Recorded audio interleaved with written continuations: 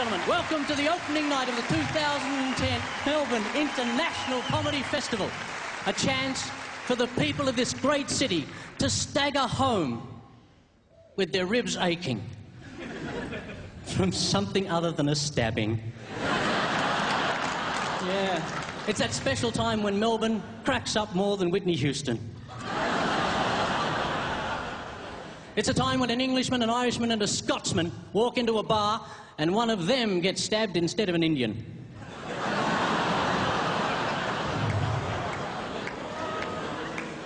Just trying to get the feel of the room. Tonight we're here to bring a little bit of joy to a sad, sad world. Sad, sad world. And there's so much to be happy about at the moment. We avoided recession, the drought has broken, and the people getting bashed are mostly from overseas.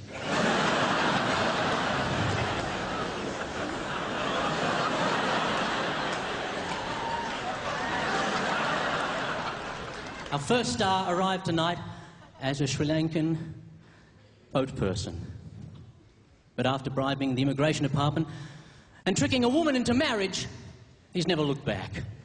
British by birth, Australian by dole check. Can you please make welcome the great, the wondrous, the gorgeous man himself, Mr. Jeff Green! Thank you very much. Thank you very much. It's delightful to be here in this beautiful theatre and this cavalcade of comedy. Do we have any Muppets in the show tonight? No.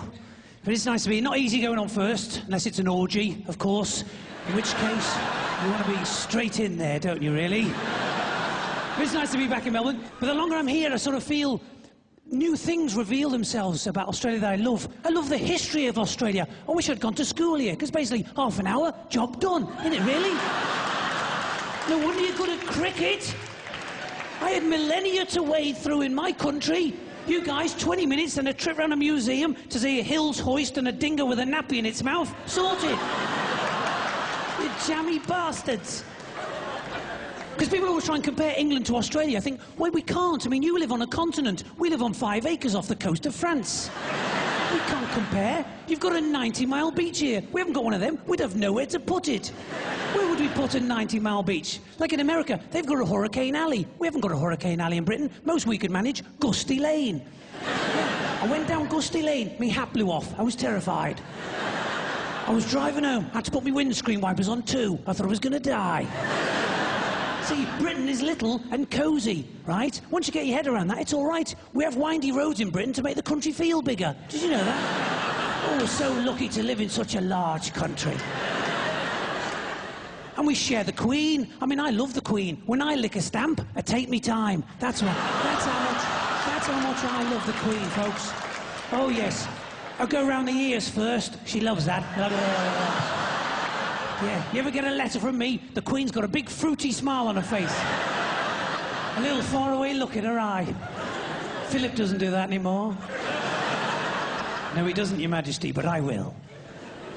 I drool with the parks. That was the one problem I've had with Australia, is the parks, the children's parks. Because I brought me 2 little pommy boys, very small boys, 3 in 1, and part of my life is going to the parks with the tan bark and the plastic slides. Maybe the thing that you were all brought up on. But to me, it was new. The slide that has been in full sun all day.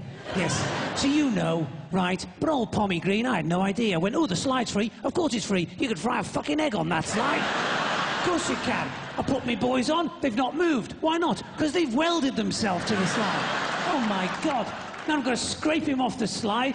My little one, he's going down the slide, back up the slide. Now he's filling himself full of static charge, becoming a human Van de Graaff machine in front of me very eyes. Every circuit he makes, his hair's getting higher and higher. When he's finished, I catch him, bang, 40,000 volts into the side of the head. He goes down like a sack of spuds. I've tasered my own child, folks. God, I mention the park to him now. He doesn't want to go anymore, does he? He wets himself. He's got psychological problems now. Park, son? Not the park, Dad. No, not the park. Not the Bernie Sparky Park. But I'm married to an Australian, you see, and I passed the residency test. Yes, thank you, someone whistling. Someone lost a dog.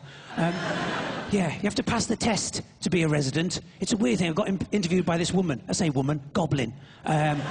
in Collins Street. I asked her if she knew Gandalf. She didn't. And we interviewed me and my wife together and separately, you know, just in case getting married and having 2 kids was part of some elaborate plot to worm me way into the country to earn $10 an hour picking fruit in 40 degrees heat. See, they stamped me passport. I'm in. Griffith, here I come. And she interviews my wife, then she sends her out, then she starts interviewing me. She says, have you got any criminal convictions? I said, why? Is it still obligatory? And she didn't like that. She didn't like that. And not to you. Thank you very much, folks. I'm Jeff Green. Cheers. Good night.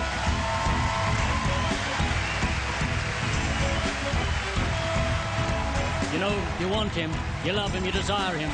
David O'Doherty.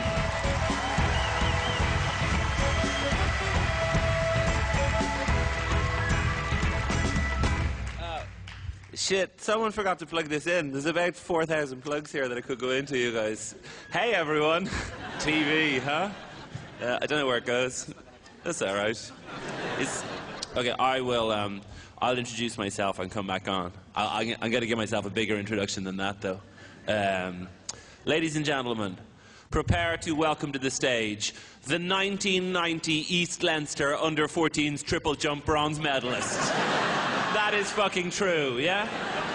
Welcome to the stage, Howard Jones meets Norah Jones. The man who puts the AHA in small Yamaha keyboards.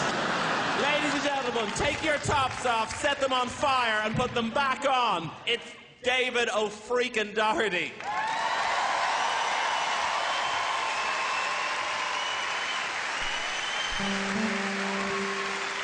All right, people.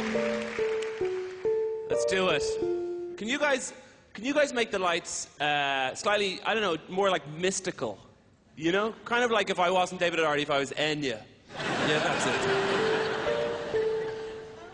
World! On this very broadcast last year, I warned you about messing with me. I said, you can mess with me once and you may get away with it, but mess with me numerous times and I will probably remember.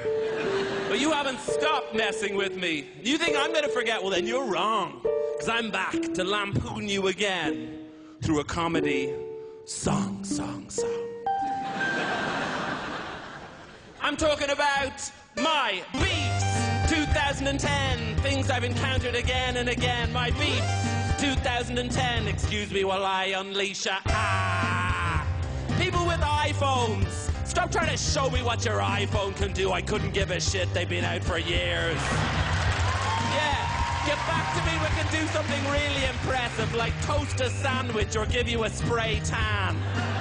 I don't need an iPhone. I have an iPod. And if I'm honest, there have been times I've pretended that my iPod is an iPhone. Just when I'm talking to someone who is incredibly boring, I'll be like, I'm really sorry. I'm going to have to take this. Hello? Shit, look, it's Prince. DVD players. Play all regions of DVD. If you don't, you're racist. Girls, stop telling me about your dreams. Seriously, come on. Just a fateful moment where I had a dream last night. No, I'm never going to get the next 2 minutes of my life back. I was on a horse, and then the horse was flying. I couldn't give a shit. It was unbelievable. Well, of course it's unbelievable. It's a dream. What does it mean? It doesn't mean anything. It's just your brain doing a massive fart in the evening, you know? There is one exception to that, and that's when the person goes, I had a dream last night. You were in it. Proceed.